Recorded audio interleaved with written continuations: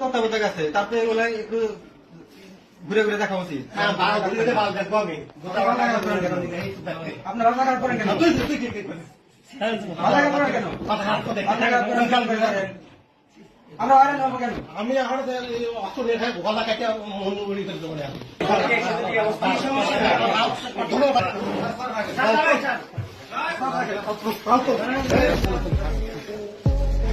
কি অসভ্য ডাক্তার, ছাত্রদের সাথে কতটাই না খারাপ ব্যবহার করলো। আজকে বিকালের ঘটনা, সিরাজগঞ্জ সদর হাসপাতালে ছাত্ররা পরিষ্কার পরিচ্ছন্নতা কর্মসূচি চালাচ্ছিলেন।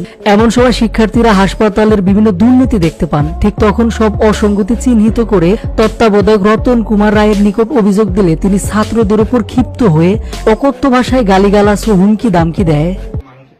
এই দায়িত্বটাকে প্রথমে আপনাদের করা উচিত। আমরা আশা করি করবেন। এটাই আমরা বলতে আসছি, আমরা এখানে আপনি যাকে তত্ত্বাবধায়ক ছিলেন, আপনি কি এগুলো জানেন না? রোগী কেন ভোগান্তিতে পড়বে? 3টা জায়গায় গেছে তো। এখন যে তত্ত্বাবধায়ক আছে, তারপরে এগুলো একটু ঘুরে ঘুরে দেখা উচিত। আপনার রাজাকার করেন কেন? রাজাকার করেন কেন? আমরা আরে নেবো কেন? আমি এখন অস্ত্র রেখে গলা কাটে মন্ডুগুলি করে দেবো। অস্ত্র নিয়ে গলা কাটা আছে, তাহলে গলা কাটা।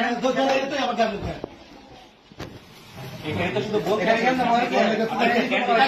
আমার কোথায় থেকে কালকে আবার স্যার সে কালকে বলা হয়েছে, আজকে আপনি বলা হয়েছে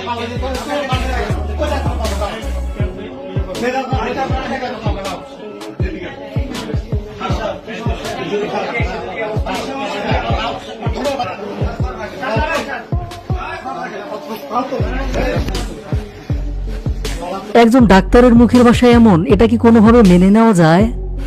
সকল শিক্ষার্থীরা মিলে খুব সুন্দর ব্যবহার করে একটা চিঠির মাধ্যমে অভিযোগপত্র দিয়েছিলেন। শুধু এটুকুই বলে দুর্নীতির বিরুদ্ধে একটু তদারকি করবেন, ব্যাস। একথা শুনে এভাবে ক্ষিপ্ত হয়ে রীতিমতো অশ্লীল ভাষা ব্যবহার করেন সেই ডাক্তার।